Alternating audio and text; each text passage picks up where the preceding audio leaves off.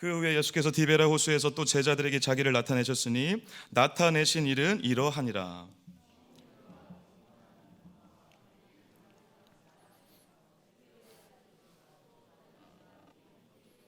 시몬 베드로가 나는 물고기 잡으러 가노라 하니 그들이 우리도 함께 가겠다 하고 나가서 배에 올랐으나 그날 밤에 아무것도 잡지 못하였더니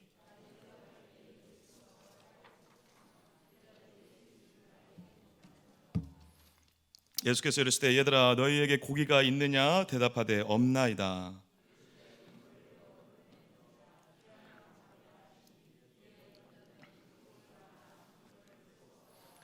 예수께서 사랑하시는 그 제자가 베드로에게 이르되 주님이시라 하니 시몬 베드로가 벗고 있다가 주님이라 하는 말을 듣고 겉옷을 두른 후에 바다로 뛰어 내리더라.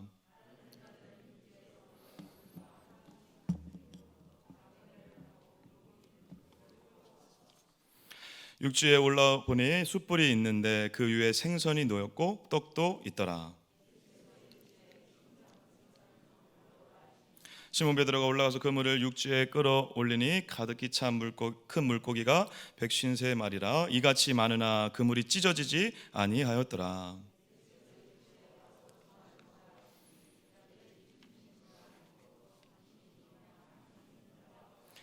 예수께서 가셔서 떡을 가져다가 그들에게 주시고 생선도 그와 함께 하시니라.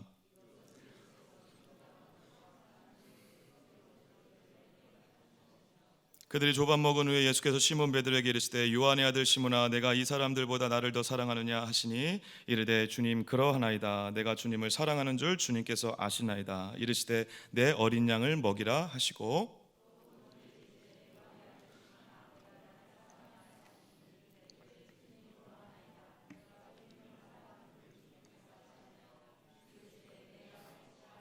같이 읽겠습니다. 세 번째 이르시되 요한의 아들 시몬아 내가 나를 사랑하느냐 하시니 주께서 세 번째 내가 나를 사랑하느냐 하심으로 베드로가 근심하여 이르되 주님 모든 것을 아시오매 내가 주님을 사랑하는 줄을 주님께서 아시나이다. 예수께서 이르시되 내 양을 먹이라. 아멘.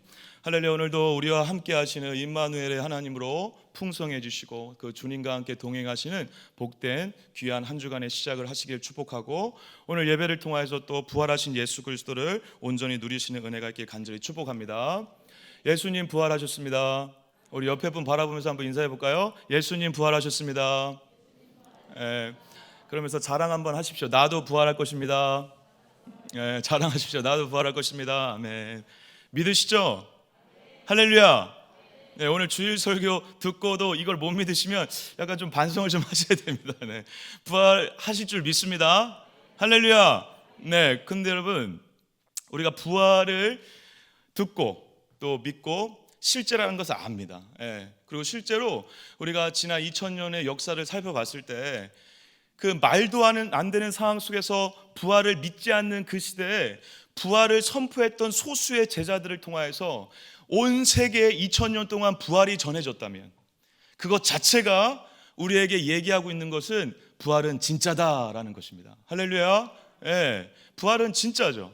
믿죠. 우리도 압니다. 그리고 부활하신 예수님을 그리고 우리가 마음속에 우리가 섬기고 또 믿으며 따라갑니다. 여러분 그렇지만 부활의 기쁨으로 오늘 우리가 살아간다라고 하지만 또 내일 되면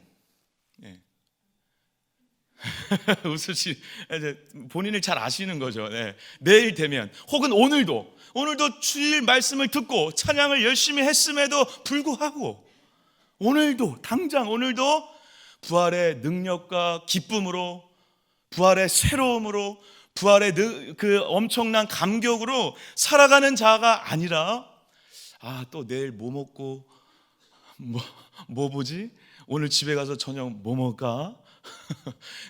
그러한 방식이 아니더라도 수많은 주변의 환경과 여건 때문에 부활의 기쁨과 감격보다는 오늘 하루에 살아가는 막막한 우리의 현실을 바라볼 때가 너무 많다는 것입니다.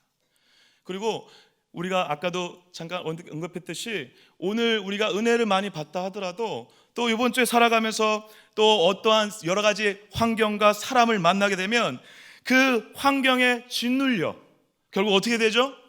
또 부활이 아니라 그 환경 때문에, 사람 때문에, 관계의 어려움 때문에, 여러 가지 문제들 때문에 우리가 부활의 기쁨을 어제 언제 누렸냐는 듯이 오늘은 부활의 기쁨이 없는 사람처럼 살아갈 때가 너무 많다라는 것입니다. 왜 그럴까요, 여러분? 왜? 우리는 왜 그럴까요? 왜? 예. 근데 여러분, 우리는 원래 그런 존재입니다. 예. 우리는 하루라도 그냥 가만히 놔두면 우리도 모르게 교만의 자리, 절망의 자리를 알아서 찾아가는 죄성을 가진 존재라는 것입니다. 그래서 오늘 은혜를 엄청 많이 받고 부활의 기쁨으로 감격한다 하더라도 다음 주 당장 올 때 일주일 후에 우리의 모습은 부활의 기쁨은커녕 절망과 낙심이 가득할 수도 있다는 것입니다. 사랑하는 여러분, 우리의 인생 가운데 부활의 기쁨이 오늘 하루로 멈추는 것이 아니라 매일매일 반복되시는 은혜가 있기를 간절히 축복합니다. 간절히 축복합니다. 그렇게 살 수 있을 줄 믿습니다. 할렐루야, 할렐루야. 믿습니까? 아멘. 예, 제가 오늘 오바를 하는 이유가 있습니다. 여러분, 부활의 기쁨으로 살지 못한다면 주님이 죽고 부활하신 이유가 없는 것입니다. 우리가 오늘 예수 그리스도의 이 말씀을 통해서 우리에게 예수님이 도전하시는 것을 잘 기억하셔야 됩니다. 주님은 부활이요 생명이라 하셨습니다. 여러분, 나사로를 살릴 때 막달라 마리아와 마르다가 예수님께 늦게 오신 것에 대해서 약간 서운해하면서 대화를 나눌 때 예수님이 물어보십니다. 말씀 구절 좀 잠깐 띄워주실까요? 네, 한번 같이 한번 읽겠습니다. 시작.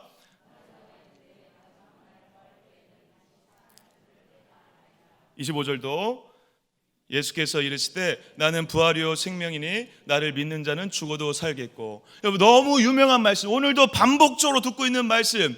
여러분, 지금 예수님이 물어봤습니다. 부활할 걸 믿냐? 그러니까 나사로 오빠 부활할 거 믿냐? 예, 나중에 마지막 때 부활하겠죠, 우리 오빠. 근데 오늘 슬픕니다, 이겁니다, 지금 마르다는. 그런데 예수님이 오늘 뭐라고 하시죠? 나는 부활이다 라고 하고 있습니다. 그건 다시 얘기하면 앞으로 살아날 거에 대해서 예수님이 칭찬하신 게 아닙니다. 그래, 너 대답 잘했다, 그게 아니고 그거 말고 너 제대로 잘 들어라 라는 것입니다. 뭘? 나는 부활이다. 그것은 우리가 예수를 믿고 예수를 구주로 고백하여 내 안에 예수를 소유한 자라면 부활을 소유한 자인 줄 믿습니다. 그것은 오늘 내가 예수를 믿는다면 오늘도 역시 부활로 살아야 되는 게 정상이라는 것입니다. 그래서 오늘 부활의 기쁨으로 다시 시작할 수 있는 것이죠. 오늘 엉망진창인 인생이라 하더라도 내 안에 부활의 예수가 있다면 다시 시작할 수 있습니다. 예수님이 부활이라 하신 이유는 먼 날 부활하겠죠. 예, 다시 부활하겠죠. 우리 다 부활할 겁니다. 죽은 다음에 다 부활할 겁니다. 그 소망 말고 오늘 내 안에 예수를 소유했다면 오늘도 내일도 모레도 부활로 살아야 된다라는 것을 도전하고 있다라는 사실입니다. 사랑하는 동감교회 성도 여러분, 우리는 오늘 절망 속에서도 죽음이 가득하고 핍박이 가득하고 예배를 마음대로 드릴 수 없는 코로나 환경 속에서도 부활의 기쁨과 영광과 감격으로 살아갈 수 있는 자들인 줄 믿습니다. 우리 안에 이미 예수가 부활이기 때문인 줄 믿습니다. 그래서 여러분, 자꾸 매일 도전을 하셔야 돼요. 내가 오늘 예수를 소유했는데 부활의 기쁨이 없어. 완전히 다르게, 완전히 새롭게 바라볼 수 있는 시각이 없어. 그러면 뭔가 문제가 있다는 것입니다. 뭔가 어려움을 내 영적인 어려움이 있다는 것입니다. 오늘 21장 본문의 말씀에 이 베드로와 이 예수님의 제자들이 똑같이 그러한 문제를 지금 겪고 있는 것입니다. 사랑하는 여러분, 오늘 예수님이 이 제자들을 찾아가는 건 몇 번째일까요? 퀴즈. 말씀을 읽으신 분은 대답할 수 있습니다. 몇 번째일까요? 어디 나와 있죠? 어디 나왔죠, 여러분? 14절에 나와 있죠. 제가 읽어볼게요. 이것은 예수께서 죽은 자 가운데 살아나신 후에 몇 번째? 세 번째. 여러분, 좀 이상하지 않습니까? 마치 우리의 모습을 보는 것 같죠. 오늘 부활의 기쁨이 있는데 내일 되면 또 잃어버려. 여러분, 분명히 예수님의 제자들은 2번이나 부활하신 예수님을 만났습니다. 부활하신 예수님을 만나 손도 넣어보고 경험을 했습니다. 봤습니다. 그런데 오늘 놀랍게 예수님의 제자들은 부활의 주님을 봤음에도 불구하고, 경험했음에도 불구하고, 눈으로 보고 믿었음에도 불구하고 다시 어디로 가 있습니까? 갈릴리 바닷가에서 낙심과 좌절과 두려움과 죄책감 가운데 의미 없는 그물질을 하고 있다는 것입니다. 사랑하는 여러분, 오늘 말씀 본문을 잘 보시면요, 8절 한번 제가 한번 읽어볼게요. 다른 제자들은 육지에서 거리가 불과 한 50칸쯤 되므로 작은 배를 타고 물고기 든 그물을 끌고 와서. 사랑하는 여러분, 이들이 만약에 갈릴리 바다에 가서 예수님의 명령을 기다리면서 흥분과 감격 가운데, 그래 주님이 여기서 기다리라고 했으니까 열심히 기다려야지, 그래서 말씀으로 충만하고 부활로 충만해서 이들에게 성령으로 충만하기 직전에 아름다운 영적인 건강한 상태였다면 의미 없는 그물질을 하지 않으셨을 것입니다. 그런데 오늘 이 제자들의 모습은요, 여러분, 놀랍게 불과 이 물가에서 100m도 50칸은 100m도 떨어지지 않은 거리라고 합니다. 그 거리에서 의미 없는 그물질을 하고 있는 것입니다. 안 잡힐 걸 뻔히 알면서 잡고 있는 것입니다.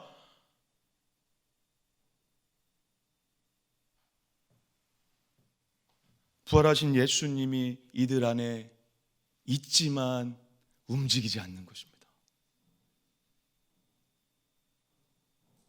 이상하리만큼 제자들에게 부활하신 주님이 더 큰 것이 아니라 부활하신 주님이 죽었을 때 밀려왔었던 예수를 믿는 자들을 향한 세상의 공격과 수많은 핍박을 통해서 느꼈던 두려움, 그래서 나도 예수와 함께 죽을지도 모른다는 두려움, 혹은 예수가 부활하셔서 만났음에도 불구하고 알겠는데 믿겠는데도 불구하고 약간 예수님을 배신했던 자신들의 모습에 대한 죄책감, 절망, 아픔, 슬픔, 그것이 부활하신 예수님보다 더 커 있는 것입니다. 여러분, 이것은 우리가 늘 경험하는 것이죠. 믿지만, 알지만 내 안에 예수님이, 부활의 예수님이 움직이지 않는 거예요. 부활의 예수님보다 현실이 커, 내 감정이 커, 누군가한테 받은 상처가 커, 그 아픔과 상처에 짓눌려 부활의 주님이 쪼그라다 있는 거예요. 작아버렸어요. 그러니까 움직이질 않는 것입니다. 분명히 맞는, 여러분, 부활의 주님을 만났으면 여러분, 저와 여러분이었으면 정말 잘 믿었을 것 같죠. 눈앞에 나타났는데 손구멍이 막 이거 떴는데 와우, 믿었을 거예요. 근데 우리도 똑같았을 것입니다. 왜?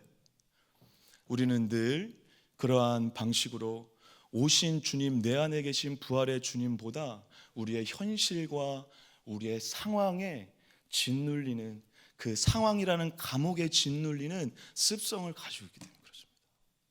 그래서 1절에 의도적으로 지금 요한이 이렇게 얘기를 하고 있습니다. 제가 한번 읽어볼게요. 그 후에 예수께서 디베라 호수라고 얘기하고 있습니다. 여러분, 너무 자주 들어서 아시겠지만 디베라는 어떠한 곳입니까? 샬롬, 벌써 5분도 시작 안 되는데 졸고 계신 건 아니시죠?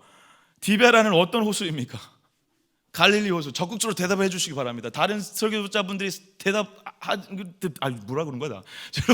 다른 설교자분들이 질문을 하시더라도 저는 질문을 계속 할 겁니다. 대답을 적극적으로 해주시기 축복합니다. 장세권 장로님, 이제 열심히 하실 것입니다. 이제 여러분, 디베라 호수는 갈릴리 호수를 얘기하는 것입니다. 근데 여러분, 유독 마태, 마가, 누가, 요한 중에 다른 앞에 3명은 디베라라는 단어를 쓰지 않습니다. 요한만 디베라 호수라고 해요. 디베라 호수라고. 디베라라는 단어는 어떠한 단어입니까? 그때 당시에 있었던 그 로마 황제의 이름 중에 디베료라는 황제가 있었습니다.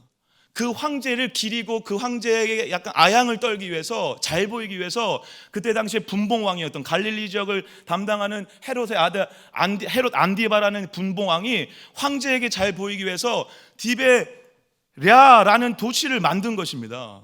그래서 그 도시가 그쪽 지역의 중심지였는데 그 중심 지역의 이름을 따서 디베라 호수라고 부르는 것이죠. 그러면 이 지명은 어떠한 것을 상징하는 것입니까? 갈릴리 호수, 주님을 만났던 호수가 아니라 로마의 압제와 로마의 폭력과 로마의 통치 가운데 감옥처럼 살아가는 유대인들의 모습을 상징적으로 보여주는 지명이라는 것입니다.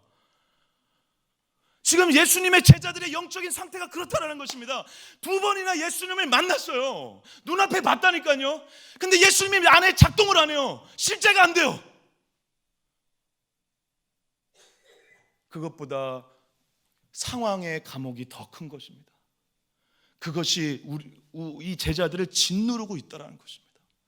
짓누르고 있는 이들의 영적인 상태 그대로 이 고통스럽고 절망과 어떠한 것도 발휘가 안 되는 이들의 막막한 현실을 디베라 호수라는 단어를 통해서 요한은 의도적으로 우리에게 지금 장면이 어떠한 장면인지를 도전하고 있다는 사실이죠.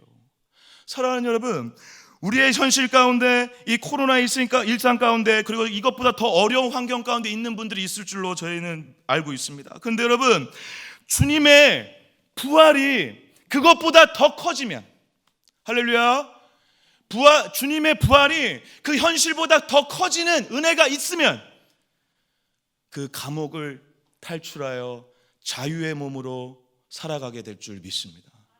사랑하는 여러분, 오늘 본문은 사실 없어도 되는 본문처럼 별책부록과 같은 본문입니다. 왜냐하면 20장 마지막 21절 30절 31절에 지금 이 책을 기록되는 목적과 얘기에 대해서 다 얘기를 해요. 20장에서 끝나도 되는 거예요. 요한복음 끝나도 돼요. 근데 여러분, 별책부록 아시죠? 별책부록. 없어도 내용은 전개는 되지만 보면 겁나 재밌는 거. 예, 옛날 점프라는 만화에 보면 꼭 별책부록이 있었거든요. 예, 공감이 안 되네요. 죄송합니다. 예, 별책부록이 있었거든요. 별책부록을 보면 내용은 전혀 이어지는데 지장을 안 주지만 그것을 보면 굉장히 중요한 메시지나 흥미로운 내용들이 들어있는 경우가 많다는 것입니다. 마치 오늘 21장은 그래요. 지금 예수님과 함께 했던 제자들의 이야기는 다 끝났어요. 그런데 오늘 장면이 마지막에 이 엄청난 이 끝을 마무리하는 이 장에, 우리 이 장이 끝나면 뭐가 시작되죠? 성경적으로 사도행전의 역사가 시작되는 그 중간에 한 복판에서 우리가 사도행전의 성도로 살아가는 우리에게 부활을 어떻게 경험해야 되는지를 알려주고 있다는 것입니다.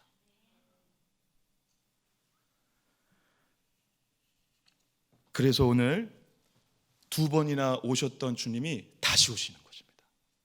사랑하는 여러분, 주님은 한 번 오시지 않고 3번째 오셨습니다. 저는 이걸 볼 때마다 잠깐 위로를 받았어요. 제가 신방을 많이 다니잖아요. 예수님도 2번 신방했는데 실패한 거예요. 지금 여기서 좀 웃어주셔야 되는데, 샬롬, 예, 이거 재밌는 포인트였는데 2번 신방, 속으로 비웃고 계신 거 압니다. 예, 예. 2번 신방인데 실패한 거예요. 3번째 돼야 오늘 성공해요. 신방을. 사랑하는 1교구 성도님들, 제가 신방을 가더라도 실패할 수 있습니다. 예, 은혜가 없을 수 있어요. 뭐 주님이 하시겠죠. 3번째, 4번째, 5번째 갔을 때 은혜가 있을 줄 믿습니다. 근데 오늘 예수님이 3번째 신방 가는 거예요. 오늘 3번째 신방을 오신 예수님이 특이하게 제가 이러한 식으로 봤다라는 것입니다. 세 가지 접근 방법이 있었다라는 것을 제가 좀 깨닫게 됐어요. 예수님이 이 제자들과 베드로가 2번 신방했는데도 이게 먹히지가 않는 거예요. 여전히 부활의 주님이 쪼그라져 있어. 작아. 부활의 주님이 이게 움직이질 않아. 그래서 막 능력이 안 생겨. 애들이 다 의기소침해. 다 죽어 있어. 다 죄책감에 밀려 있고 예수님한테 미안해. 부활하신 예수님이 오히려 이거 뭐야? 진짜 부활했네. 이거야 지금. 어떻게? 도망갈 수도 없고 사랑한다 다시 얘기할 수도 없고, 미안하고 복잡한 이런 감정 가운데 있는 이 제자들의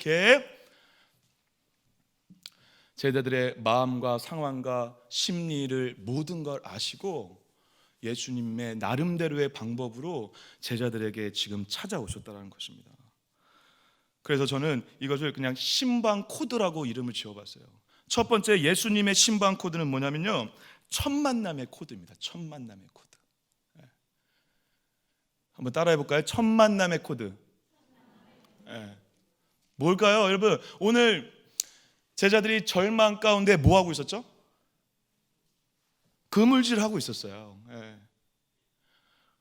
그런데 예수님이 오자마자 저 멀리서 그러시는 거예요. 뭐라고 하시죠? 얘들아, 너희에게 고기가 있느냐라고 물어봐요. 그래서 원어적으로는 우리 예찬관 교사님 잘 아시겠지만 파이디온이라는 그 단어 있죠. 어린이, 애들을 부를 때 파이디온이라는 단어를 쓰거든요. 이거 지금 다 큰 성인들한테 그 단어를 쓴 거예요. 애들, 완전 자녀로 보는 거죠. 정말 아버지가 자녀를 부를 때의 마음으로 부르는 거예요. 얘들아. 근데 약간 비꼬는 거예요, 사실 예수님이. 너에게 고기가 있느냐가 아니라 너희들 고기 없지, 그거예요. 지금 너희들 고기 없지, 다 알아. 근데 이 장면 여러분 어디서 많이 보지 않았습니까? 제자들에게 처음 만났을 때. 그래서 제자 중에 특히 베드로와 수많은 제자들이 예수님을 따르게 했었던 그날 똑같이 그물질을 하고 있었죠. 그리고 똑같이 물고기가 없었습니다. 똑같이 물고기가 없어서 배 오른편에 그물을 던져라 라고 하는 예수님의 음성을 듣고 던졌더니 어떤 일이 벌어졌죠? 그물이 찢어질 만큼 많은 물고기가 잡혔습니다. 그 장면이 오늘 장면이죠. 뭐가 달라졌죠? 달라진 거는 하나도 없습니다. 예수님은 지금 어떠한 퍼포먼스를 하고 있는 걸까요? 어떻게 지금 제자들에게 다가오신 걸까요?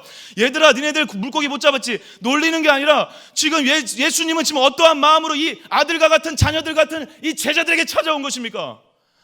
그래, 니네들이 지금 낙심하고 나한테 미안하냐? 죄책감 때문에 부활한 나를 보고도 여전히 절망 가운데 있느냐? 그런데 너네들 기억 안 나니? 나 처음 만났을 때 배 오른편에 말씀에 의지하여 그물을 던지니 수많은 물고기가 잡혔던 그날을 기억하라는 것입니다.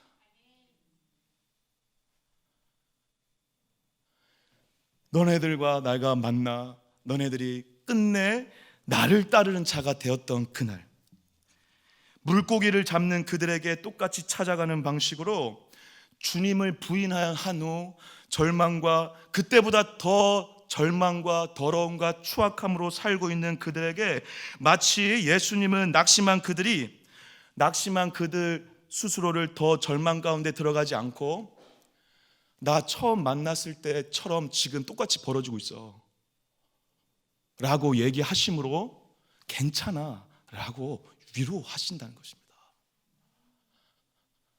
예전하고 지금하고 나는 늘 여기에 동일하게 있어. 너네들 처음 만났을 때 나를 바라보며 거룩한 주님 앞에서 나는 죄인으로서이다, 나를 떠나가소서 하며 그러한 회개와 감격 가운데 나를 만나 나를 따랐던 그 내가 여전히 여기 있어 라고 지금 말씀하고 계시다는 것입니다.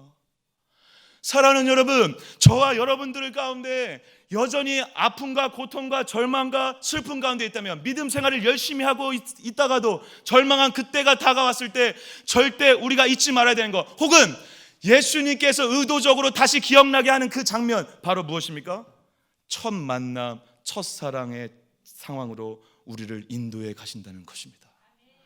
그러면 다시 회복이 시작되는 것입니다. 그러면 다시 내 안에 예수 그리스도께서 나에게 하신 그 일 그대로 오늘 경험되어진 나를 보며 오늘도 주님이 함께하는구나 라를 경험할 수 있다는 사실입니다. 사랑하는 저와 여러분들의 삶 가운데 예수 그리스도와의 첫 만남이 늘 새롭게 기억되신 은혜가 있길 간절히 축복합니다. 그때도 하셨던 주님이 오늘도 똑같이 역사하실 줄 믿습니다. 배 오른편에 그물을 던져 수많은 물고기를 잡게 하셨던 그분이 오늘도 동일하게 어제의 주님과 오늘의 주님이 다른 것이 아니라 오늘도 동일하게 우리에게 찾아오시는 사실을 잊지 마시길 간절히 바랍니다.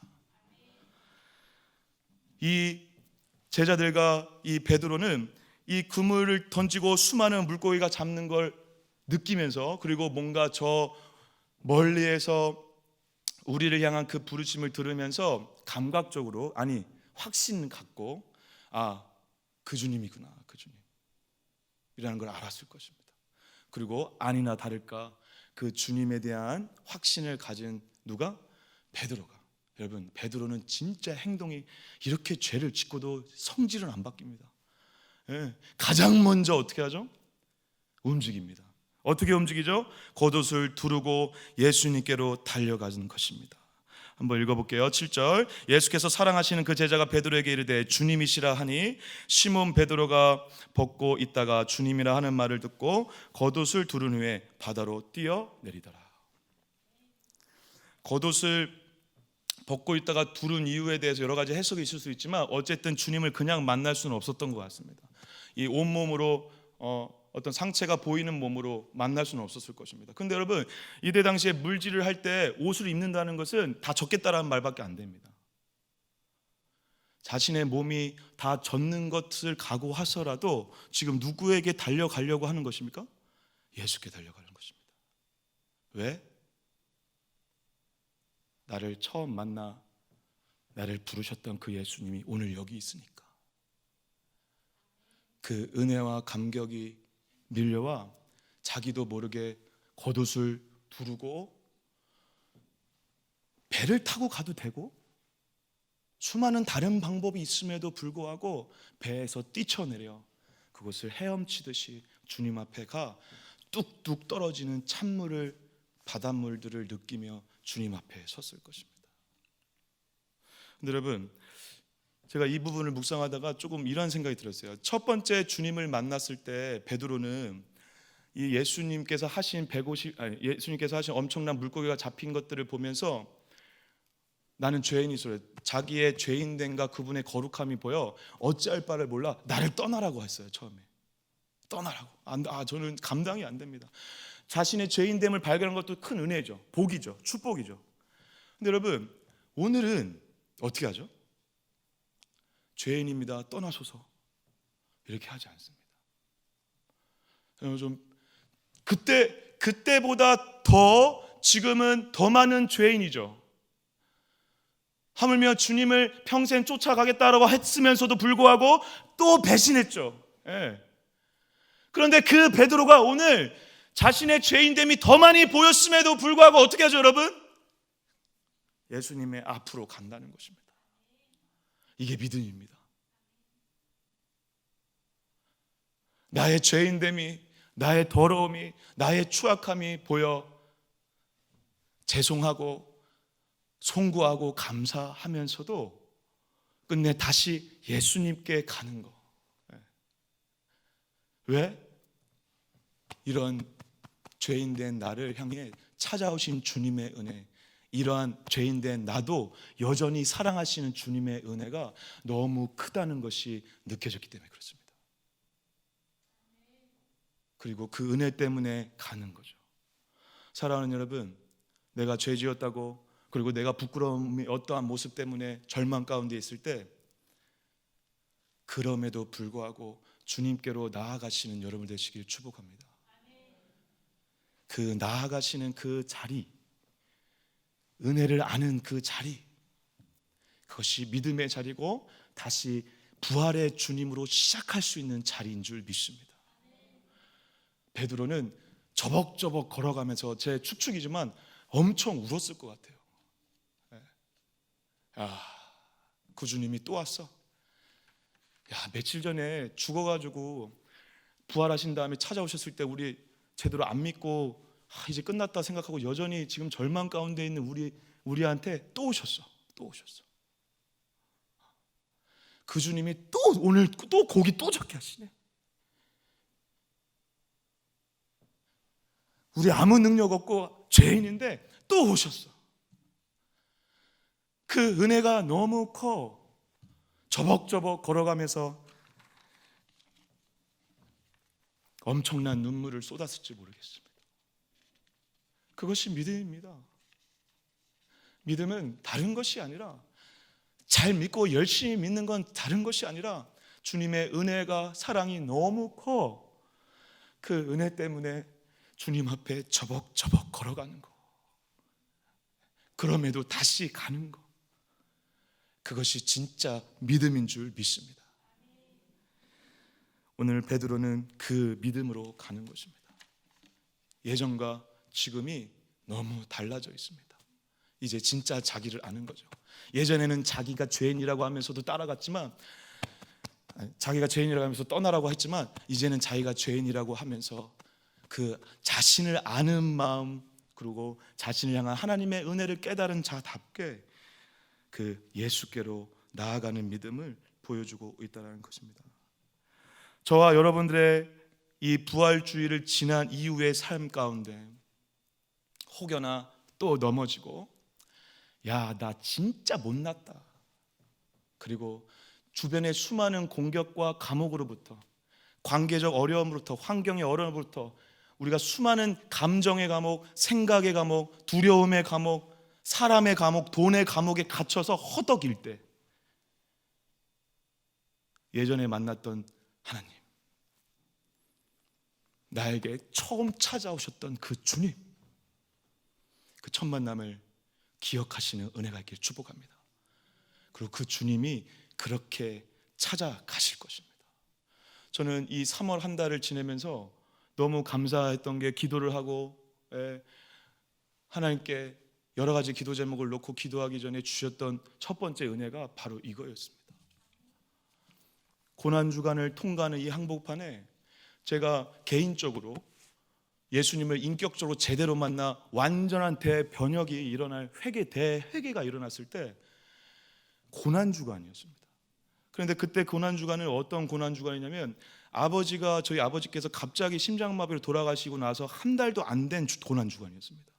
제 마음에 하나님에 대한 분노, 세상에 대한 분노, 세상의 때가 여전히 있고, 바로 오늘 예배 드려야 되는 어제 저녁에 신나게, 이런 말 써서 죄송합니다, 술 처먹고 신나게 세상 속에서 놀다가 예배 가는 그때, 그 고난주간, 그 주간에 요한복음 6장, 7장, 8장 아직도 기억합니다. 그 담임 목사님을 통해서 선포됐던 말씀들 중에 나에게 예수님이 그렇게 찾아오셨습니다.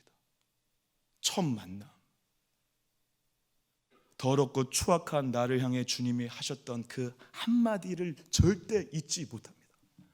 그런데 요 금방 고난주간에 그때 만났던 예수님, 세상을 하나님을 향해 삿대질하며 욕하는 저에게, 병철아, 많이 기다렸다. 10년을 넘게 하나님을 욕하고 신이 없음에 대해서 존재 증명을 하며 니체를 사랑했던 저에게 예수님이 했던 첫 마디, 너 왜 그랬어가 아니라 많이 기다렸다. 그 첫 마디로 저는 모든 것이 바뀌었습니다. 그래서 신앙이 힘들어지고 무너질 때마다 그 첫 만남을 주님이 기억하는 방식으로 저에게 찾아오십니다. 이번 고난주간이 그랬습니다. 그래서 모든 걸 다 잃어도 될 만큼 다시, 그래, 그렇게 기다리신 주님이 오늘도 나를 만나 주신다면 다시 시작할 수 있다 라는 은혜로 다시 저의 마음을 다잡을 수 있었습니다. 사랑하는 여러분, 여기 계신 여러분은 100% 전부 다 한 분도 빠짐없이 하나님과의 첫 만남과 첫사랑이 있는 분들인 줄 믿습니다. 그리고 그 첫 만남을 주님이 또 찾아오실 때마다, 기억나게 하실 때마다 기꺼이 그 장면으로, 그 문장으로, 그 상황으로 가셔 그 하나님을 다시 더 깊이 만나시는, 그렇게 신방 오시는 주님을 다시 고백하시는 여러분들 되시기를 간절히 축복합니다.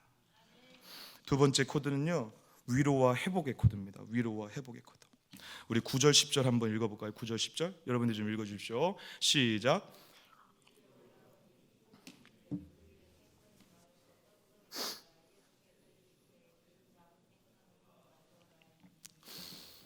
성도님들 죄송합니다. 반 이상이 안 읽으셔가지고 다시 읽겠습니다. 9절 10절 읽겠습니다. 시작.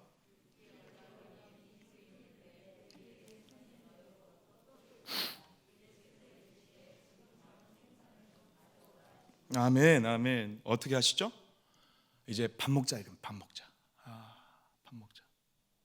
생선과 떡을. 근데 여러분, 지금 식사의 자리에 초대를 하셔서 지금 물고기와 떡을 주님이 먼저 준비하셨습니다. 여러분 착각하지 마십시오. 처음부터 제자들이 잡은 물고기 가져오라고 한 게 아니라 먼저 지금 주님이 식판 다 차려놓고 숯불 떼어놓고 물고기 어디서 가져왔어. 지금 주님이 주님이면 할 수 있겠죠. 어디 가져왔어. 떡도 가져왔어. 지금 밥 다 차려놓고 지금 앉으라고 한 겁니다. 이해되십니까 여러분? 예. 지금 밥 먹자 이거예요. 밥 먹자. 근데 여러분, 주님은, 저는 근데 이 부분을 묵상하면서 좀 장난스럽지만 주님은 너무 지나칠 정도로 비린내 나는 생선을 좋아하세요. 여러분, 나중에 누가복음하고 마태복음 잘 보십시오. 다시 찾아와서 제자들하고 밥 먹을 때마다 생선을 드세요. 이거 재미없으세요? 네. 비린내는 맨날 생선이야. 그만 좀 먹었으면 좋겠네, 생선. 근데 여러분, 그때 당시에 생선은, 떡은 뭘 상징하죠? 떡과 생선은 그들의 주식입니다. 주식. 우리가 지금 쌀밥을 먹듯이 주식입니다. 그리고 여기에 생선 대신 뭐가 들어가죠? 매일 먹는 것 중에 하나가 포도주. 그래서 떡과 포도주, 떡과 포도주, 떡과 생선. 그러니까 이 포도주와 다른 여러 가지 일상적으로 먹는 것들이 겹치는 게 있습니다. 그런 것들을 만약에 포도주가 없을 수도 있잖아요. 그럼 다른 것들을 같이 먹어요. 그래서 뭐 하는 거죠? 성찬을 하는 거예요. 오늘은요, 밥을 먹어요. 근데 이제 밥을 편하게 먹는데 예수님이 그래 차려놨으니까 니네들 알아서 떠먹어 라고 안 하고 어떻게 하시죠?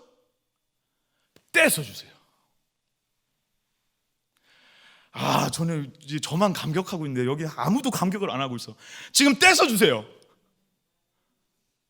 뭐죠? 이게 점프를 하게 되네 자꾸. 뭐죠 여러분?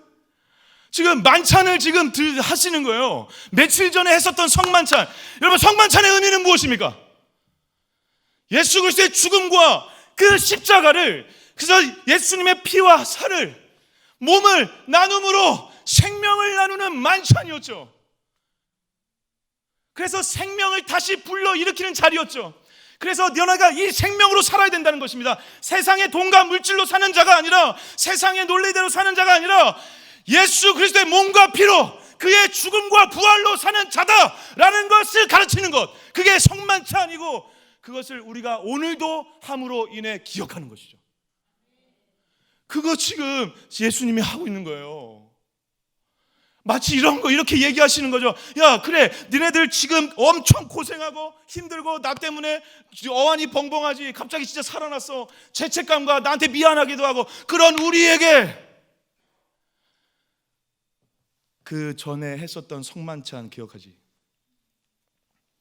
너네들은 배신과 좌절감과 죄책감으로 살아가야 되는 자가 아니라 그것을 이미 뛰어넘은 나의 생명으로 사는 자들이야. 그거 가르쳐 주는 것입니다. 너네들은 오늘 절망으로 살아가야 되는 자가 아니라 성만찬을 통해서 알았던, 깨달았던, 누렸던, 그리고 영원히 우리도 역시 기억하라고 우리에게 제정하신 그거, 성만찬을 통해 예수 그리스도의 죽음과 부활로 다시 너네들이 살 수 있는 존재라는 것을 기억 좀 깨달으라 라고 말씀하시는 방법으로 지금 성만찬을 함께 누리고 있는 것입니다. 재밌지 않으십니까 여러분? 떼어주는 거, 어린애도 아니고 떡과 생선을 떼어줍니다. 지금 그 사랑을, 그 나눔을, 나의 살을 먹어라, 나의 피를, 오직 너네는 이걸로 사는 자다, 다른 걸로 사는 자가 아니라 나의 생명으로만 살 수 있는 자다라는 것을 가르치고 깨우쳐 주심으로 이들 안에 있는 부활의 주님을 다시 움직이게 하시는 거죠. 근데 여러분, 지금 이 식탁의 교제를 나누는, 밥을 먹는 이 순간 재밌는 것은요, 언제죠? 지금 때가 새벽입니다. 새벽. 그리고 뭘 떼어놨죠? 지금 불을 떼어놨죠. 이 불과 새벽 하면, 여기다 이제 제가 한 가지가 빠져가지고 좀 주님한테 서운했는데, 여기에 만약에 닭고기까지 있었으면, 이거 진짜 여러분들 그 생각하는 그거 맞습니다. 베드로가 예수님을 저 멀리에서 먼 발자취에서 바라보며 눈물 흘리면서 배신했던 그때, 새벽 미명, 자기만 따뜻하게 숯불을 쬐고 있고 맨바닥에 비참하게 죽음을 기다리고 있는 예수님, 자기가 예수님을 배신했던 그 현장, 그리고 마침 울리는 닭 울음소리 2번. 닭고기를 주님이 가져오셔가지고 같이 먹었으면 더 확실히 상처가 회복됐을 것 같아요. 근데 비린내 나는 생선, 아니요, 성만찬을 위해서 그렇게 한 줄 믿습니다. 이건 장난이고요, 장난. 네. 근데 여러분, 지금 이 닭고기 하니까 자꾸 치킨이 먹고 싶네요. 네. 오늘 저녁은 치킨으로 같이 가정에 돌아가셔서. 근데 여러분, 이 지금 생선과 떡을 나누는 이 함께 밥을 먹는 이 자리에, 성만찬을 나누는 이 자리에 새벽과 숯불이라는 이 설정이 재밌다라는 것입니다. 의도적이죠. 예. 요한은 의도적으로 지금 이 세팅을 누구를 향해서 지금 하고 있는 걸까요? 배신의 현장의 한 복판에 있었던 베드로에게 지금 말하고 있는 것입니다. 숯불을 떼면서 배신했던 자기 때문에 죄책감 느끼고 슬퍼하는 베드로에게 그 숯불 아래서 예수님과 함께 밥을 먹고 있는 거예요. 똑같은 세팅을 통해서 상처가 회복되는 베드로의 은혜를 지금 바라보게 하는 거죠. 그래서 실제로 재밌게 여러분, 이 숯불이라는 단어, 불이라는 이 단어가 안트라키아입니다. 안드라키아라고 부르기도 하는데 저는 안트라키아라고 부르는 게 더 맞는 것 같습니다. 안트라키아라고 하는데 이게 요한복음 18장 18절 볼까요? 혹시 말씀 있나요? 요한복음 18장 18절 한번 읽어볼까요? 읽겠습니다. 시작. 그때가 추운 고로 종과 아랫사람들이 불을 피우고 서서 쬐니 베드로도 함께 서서 쬐더라. 여기에서 이 불 있잖아요, 불. 이 불이 안트라키아입니다. 그런데 놀랍게 요한은, 아니 사복음서 전체에서 그렇다고 하는데, 제가 요번에 저도 이제 단어를 보면서 처음 알았는데 안트라키아라는 단어는 딱 2군데만 사용됩니다. 요한이 지금 쓰고 있는 21장 이 불과 18장 18절에서 쓰고 있는 이 불이 똑같은 안트라키아입니다. 근데 다른 데에서 쓰이지가 않습니다. 뭔가 얘기를 하고 있는 거죠. 뭔지 모르지만 근데 우리가 감각적으로 알죠. 똑같은 현장인데, 그래서 예수님을 배신한 상처와 아픔의 시간과 대상인데 달라진 게 있습니다. 예수님을 핍박하는 자들이 아니라, 핍박 당하시는 예수님이 아니라 자기에게 찾아오신 예수님. 자기 혼자 외롭게 불을 쬐면서 배신하는 자기가 아니라 예수님께 생명을 받고 있는 본인. 네, 모습을 보므로 예수 그리스도의 엄청난 사랑과 은혜의 감격을 경험하게 되었을 것입니다. 여러분, 저는 이 아버지라는 단어를 제가 예수님의 사람들 그 양육반과 같이 잠깐 나눴는데요, 하나님 아버지라는 단어를 잘 못 썼던 사람입니다. 왜냐하면 아버지에 대한 상처가 너무 많아가지고. 그래서 하나님 아버지라는 단어를 잘 못 썼습니다. 그러니까 주님 아니면 하나님 이런 거였습니다. 근데 저희 아버지가 돌아가시 전에 이제 세례도 받으시고 예수님 믿으셨는데, 그럴 때 우리 아버지를 향해 하나님께서 주셨던 찬양이 아바 아버지라는 찬양이거든요. 그러니까 그 찬양이 왜 저에게 위로가 됐는지 아직도 이해는 잘 못하겠지만, 그 찬양을 통해서 위로를 받고 회복이 된 다음에, 그래서 아버지를 바라보는 시각이, 그래서 아버지를 원망과 상처로 바라보는 시각이 어떻게?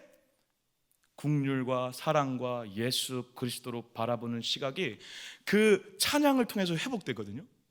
그 이후부터 하나님을 아버지로 부를 수 있게 됐습니다. 그러니까 여러분, 지금 베드로에게 똑같은 것입니다. 우리가 가지고 있는 수많은 상처들이 있죠.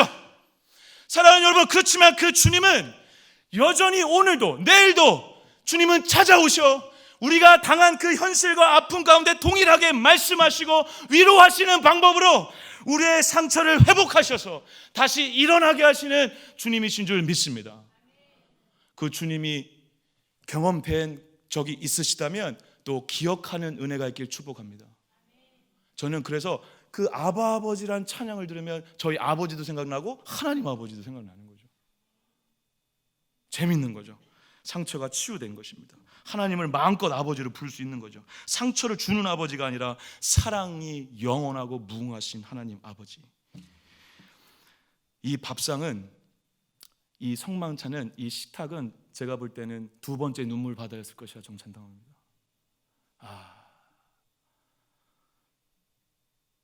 우리를 이렇게 사랑하시는구나. 우리를 이렇게 사랑하시는구나 라고 깨닫는 제자들에게 마지막 코드로 물어보십니다. 그게 바로 세 번째, 오늘의 마지막입니다. 사명 코드입니다. 사명 코드. 여러분들이 잘 알다시피 오늘 물고기를 잡았을 때 몇 마리가 잡히죠? 153마리입니다. 153마리에 대한 많은 학자들의 분석이 있습니다. 그건 다 치부하더라도 여러분 153마리는 그때 당시에 수많은 문헌들에 의하면 고기의 모든 종류를 얘기하기도 한답니다. 어찌됐든 간에 우리에게 도전하는 건 뭐냐면 완전하게 걷어냈다라는 것입니다. 지금 마치 누가 제자들이 이 땅에 수많은 사람들, 영혼들을 다 구원하듯이 이들이 예수 그리스도의 복음과 부활로 살아나고 회복되어서 끝내 수많은 사람을 낚는 어부가 될까라는 걸 보여주는 장면이죠. 153마리. 그런데 베드로에게 그것을 노골적으로 얘기하는 것입니다. 왜? 사명이 있어야 흔들리지 않기 때문에 그렇습니다. 가정과 교회와 직장 가운데 사명이 있어야 제 길을 갈 수 있습니다. 사랑하는 여러분, 맞습니다. 우리의 머리로는 이것도 이해 안 되고 저것도 이해 안 되고 욕할 만하죠. 저 사람은 왜 그럴까? 이 사람은 왜 그럴까? 우리 사장님은 왜 그럴까? 좋습니다. 그러면 언제 바뀔까요? 안 바뀝니다. 사람 안 바뀝니다.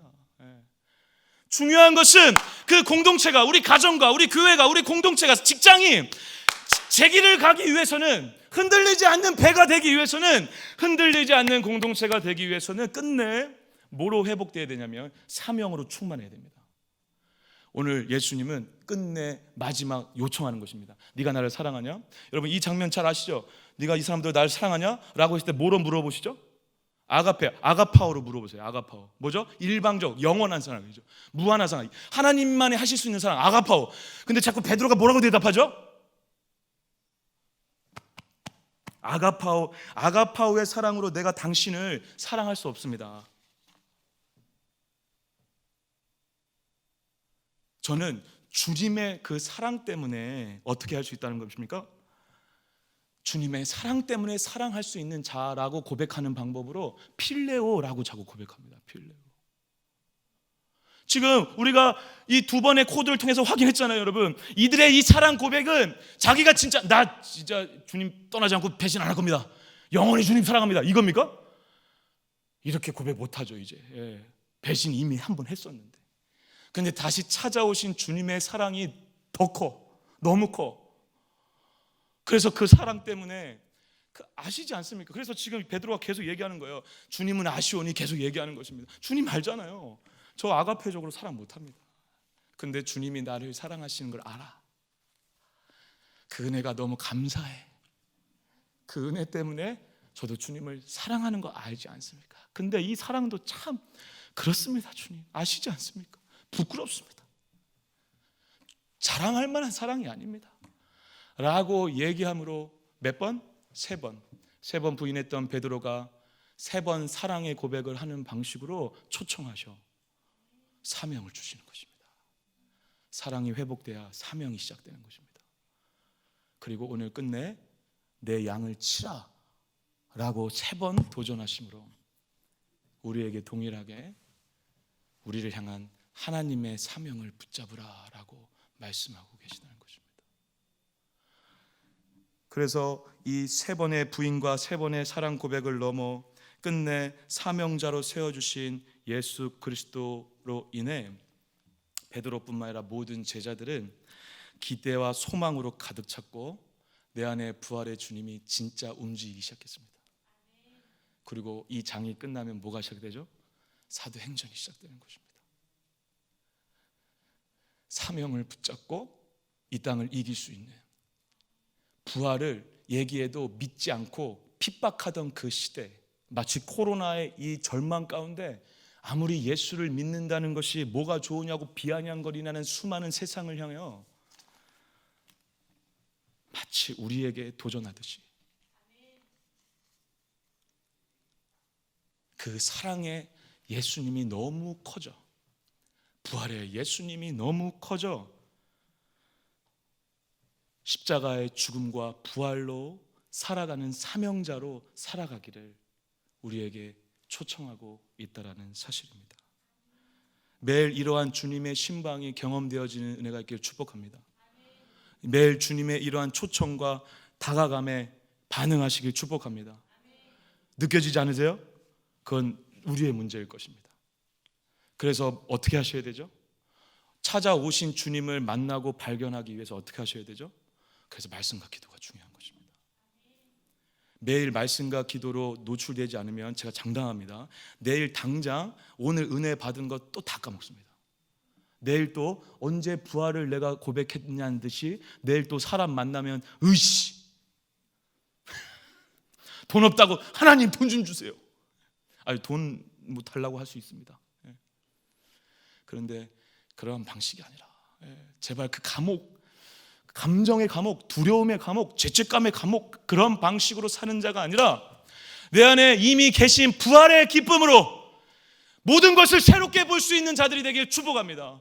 그렇게 해서 매일 말씀과 기도로 노출이 되셔야 돼요. 그래서 말씀과 기도를 통하여서 나에게 찾아오시는, 나에게 마치 신방을 걸어오시는 예수님을 만나시는 은혜가 있기를 축복합니다. 그래서 그 주님으로 인하여 내 안에 부활의 주님이 환경과 감옥보다 더 커져서 부활의 기쁨이 매일매일 누려지시는, 그래서 매일매일 새롭게 바라볼 수 있는 은혜가 있으시기를. 여러분은 오늘도 새롭게 바라볼 수 있습니다. 오늘 절망으로 바라보는 것이 아니라 오늘 새롭게 볼 수 있습니다. 부활의 주님이 있기 때문인 줄 믿습니다. 그래서 이 예배당을 딱 밖으로 나가면 그렇게 보기 싫었던 사람이 이뻐 보이죠. 저 집에 가면 아내가 엄청 이뻐 보일 것입니다. 그래서 싸웠다는 얘기는 아닙니다. 엄청 이뻐요. 맨날 일상적으로 만났던 그 사람, 말 더럽게 안 듣는 자식, 그들을 향한 새로운 부활의 시선이 회복된다는 것입니다. 어떻게? 말씀과 기도로 주님을 만나셔야 된다는 것입니다.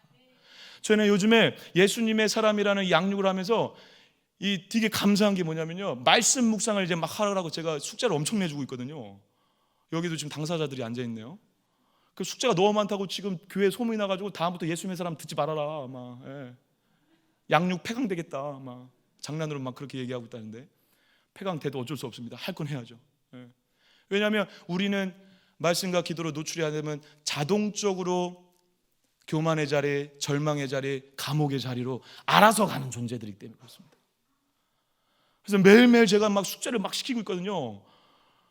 그래서 막 우리 성도님들이 은혜도 받고 막 그러고 있어요. 근데 문제는 제가 먼저 은혜를 받았습니다.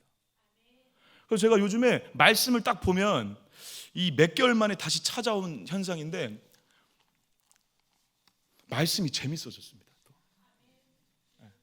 옛날에는 설교를 위해 준비했다면, 제가 작년 여름에 되게 그런 적이 있거든요. 막 말씀을 딱 보면 여기에서 막 신거를 먹기 전에 나오는 그거 있죠.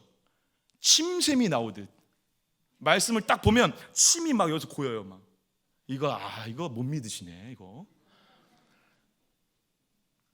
시편의 저자가 말씀이 꿀송이보다 더 달다고 그랬습니다. 할렐루야.